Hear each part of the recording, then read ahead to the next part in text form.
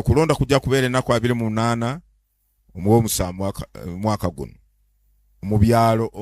omutwalo mu 7,214 ate buli kyalo ye polling station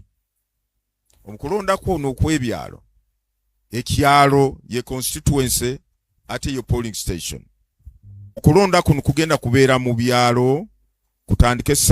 wakati w'essaawa emu ne 10 kulonda kuwedde mu kyalo ate kulonda kuno kwaba person bebyalo kugenda kw'okusimba ennyiriri emabega wakati w'ekifaananyi kye akabonero k'ekibiina bw'abanga akutte ebendera y'ekibiina ky'obufuzi amunigina oba independent even if allowed in these elections oba independent candidate aba supporters baba voters basimba emabega y'ekifaananyi kye abo bagenda kwesa persons bebyalo bagenda kwewandiisa ng'ennaku 15 paka 19 omwezi gw'omusanvu olunaku lwe lumu oba ennaku ze zimu n'okwewandiisa kuba bagenda kwesimba ku lukiiko bw'abakyala twasazeewo wano babeerewo nomination y'abakyala wa nomination y'aba LC1 chairpersons kifo kye kimu lunaku lwe lumu nomination officer y'omu nga yambibwako bakisoboka ekifo kye kimu obudde bwe bumu kutandika essaawa 3 mpaka saa 11 mu nnaku ezo 15 nnaku ezo 5 abagenda kwewandiisa nga candidates obukiiko bw'ebyalo bwe bagenda kwewandiisa okulonda kuno kuliwo mu nkola y'ebibiina by'obufuzi bakitegeeza ki nti ebibiina by'obufuzi bya ddembe okulonda ani agenda obakwatira bendera oba be bamanyi enkola yaabwe babagamba nti gundi tukuwadde bendera jangu gikime be bamanyi oba bakolako nabo kulonda kwabwe be bamanyi naye ensonga enkulu eri nti okulonda kuno kuli mu biseera bino byaki by'ebibiina by'obufuzi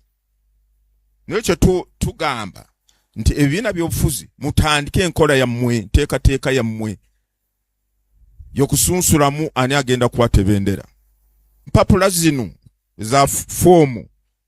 z'olina okuwandiikako amannya go z'olina okuweeyo ogamba nti ngenda kubeera nominated oba nga oli okutte bendera ekibiina ky'obufuzi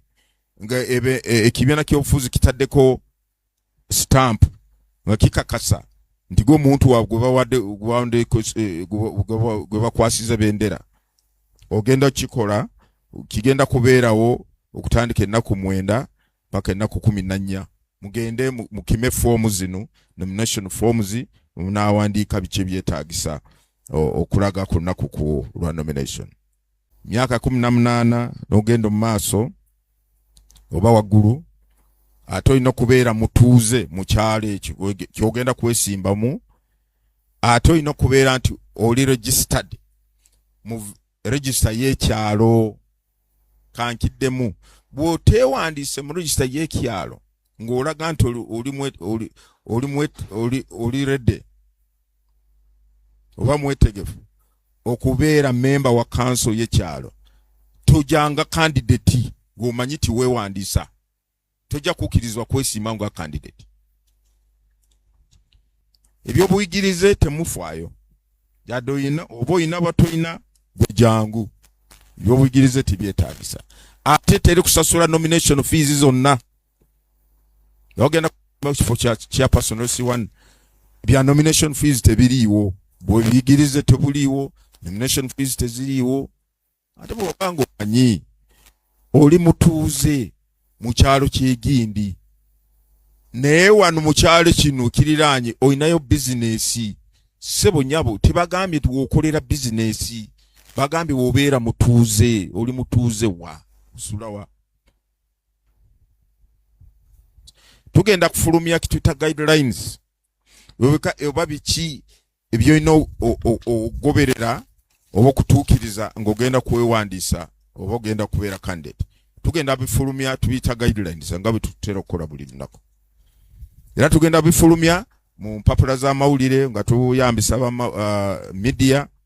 tuwandikire political parties, tubiteeke na website yaffe, tukozese media. Campaign zabo nabagenda kwesimbawo ku